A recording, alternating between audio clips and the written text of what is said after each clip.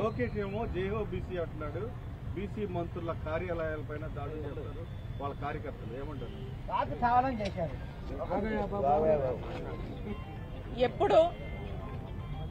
ఎప్పుడు చంద్రబాబు నాయుడు గారికి కానీ లోకేష్ గారికి కానీ బీసీలంటే ఎప్పుడు కపట ప్రేమే.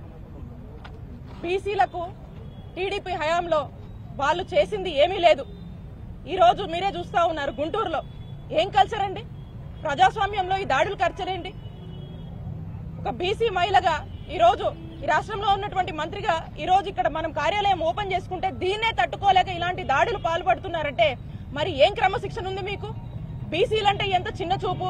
ఈరోజు జగన్మోహన్ రెడ్డి గారి నాయకత్వంలో రాష్ట్రంలో ఉన్నటువంటి అందరికీ ఒక మంచి అవకాశాలు ఇచ్చి అందరినీ కూడా ఈరోజు చక్కటి అభ్యున్నత వైపుగా ఈరోజు బీసీలు నడుపుతుంటే మరి రాష్ట్రంలో ఉన్నటువంటి బీసీలందరూ కూడా మద్దతుగా ఉండడం మనం చూస్తున్నాము.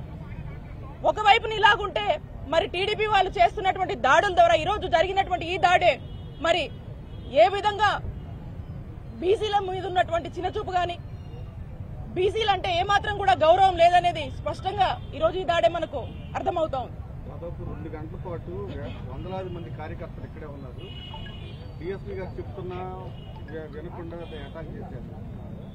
ఎట్లా చూస్తారు? పథకం ప్రకారం చేసినట్టేనా? ఈ దాడి ప్రీ ప్లాన్డ్.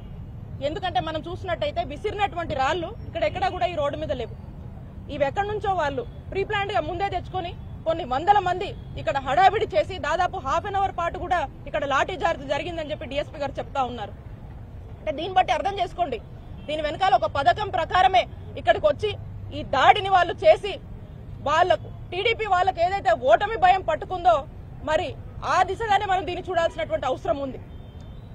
సో కాబట్టి ఇది ఖచ్చితంగా ప్రీ ప్లాన్డే. దీని వెనకాల ఎవరున్నా కూడా వదిలిపెట్టము అని చెప్పి తెలియజేస్తున్నాను.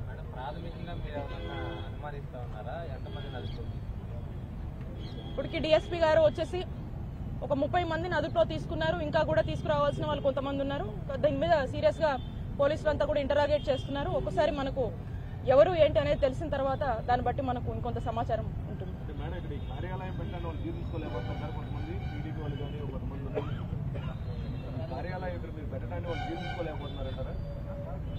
పార్టీ అన్నాక కార్యాలయము ఎవరు ఎక్కడైనా పెట్టుకుంటారన్నా, ఈ కార్యాలయాన్ని మనం ఇక్కడ నుంచే మన విధులన్నీ కూడా నిర్వహిస్తున్నాం పార్టీకి సంబంధించి. మరి ఖచ్చితంగా వాళ్ళు ఓర్వలేకనే ఇది చేసినట్టుగా మనకు స్పష్టమవుతా ఉంది.